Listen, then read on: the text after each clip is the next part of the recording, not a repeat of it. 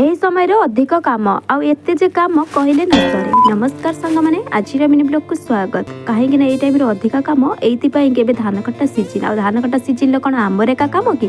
ଏଇ ଟାଇମରେ ତ ସମସ୍ତଙ୍କର ଅଧିକ କାମ। ଆଉ ଦେଖନ୍ତୁ ସକାଳୁ ସକାଳୁ ଉଠିକି ସମସ୍ତେ ନା ଏଠି ବିଡ଼ା ପିଟାର ଲାଗି ପଡ଼ିଛନ୍ତି। ଆଉ ତା ସହିତ ମଝିରେ ମଝିରେ ଗଛ କଟା ବି ଚାଲିଛି।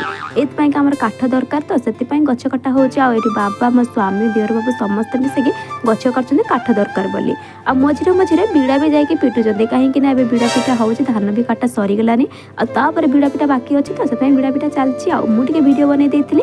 ଆଉ ସେଠୁ ତାପରେ ଗଲି ଛେଳି ଛୁଆକୁ ଟିକେ ତୋରାଣି ଦେବା ପାଇଁ, କାହିଁକି ନା ସେମାନେ ବି ଭୋକରେ ରହିଛନ୍ତି, ତାଙ୍କ କଥା ଟିକେ ବୁଝିଦିଆ। ଆଉ ତାପରେ ସେ ତୋରାଣି ପିଇକି ଦେଖନ୍ତୁ ଆଉ ଗୋଟେ ଛେଳି ଛୁଆ କେମିତି ସେଠି ଚେୟାର ଉପରେ ବସି ହେଇଛି। ଆଉ ଦେଖନ୍ତୁ ଆମର ଏଠି ଅଧା କୁଟା ପୁଞ୍ଜି ବି ଦେଇ ସାରିଲେନି। ଆଉ ତା ଉପରେ ମୋ ନଣନ୍ଦ ରଖିଦେଇଛନ୍ତି ଶାଗ, କାହିଁକି ନା କାଲି ରାତିରେ ଶାଗ ହେଇଥିଲା ଆଉ ତାଜା ତାଜା କାକରର ରହିବ ବୋଲି ସେଥିପାଇଁ ରଖିଦେଇଥିଲେ। ଆଉ ମୁଁ ମା କହିଲେ ମୋତେ ଯାଇକି ଶାଗ ନେଇ ଆସିକି ଆଉ ଶାଗକୁ ଚଡ଼ଚଡ଼ି କରାହବ, ସେଥିପାଇଁ ମୁଁ ନେଇ ଆସିଥିଲି। ଆଉ ଶାଗ ଚଡ଼ଚଡ଼ି କରିବା ପାଇଁ ତାକୁ ବସିକି କଦଳୀ ଆଉ ଆଳୁ ବାଇଗଣ ଛୋଟ ଛୋଟ ପିସ୍ କରି କାଟି ଦେଇଥିଲି, କାହିଁକି ନା ଶାଗ ଚଡ଼ଚଡ଼ି ହେବ। ଆଉ ଶାଗକୁ ବସିକି ଚୁନ ଚୁନ କରି କାଟି ଦେଇଥିଲି। ଆଉ ଦେଖନ୍ତୁ ଶାଗ ଚଡ଼ଚଡ଼ି ଖାଇବା ପାଇଁ ତ ମୋତେ ବହୁତ ଭଲ ଲାଗେ, ଆମ ଘରେ ସମସ୍ତଙ୍କୁ ମଧ୍ୟ। ଆପଣଙ୍କୁ କେମିତି ଲାଗେ ନିଶ୍ଚୟ କମେଣ୍ଟରେ କହିବେ। ଶାଗ ଚଡ଼ଚଡ଼ି କୁଶଳା ଶାଗ କାଟୁଛି ବସିକି।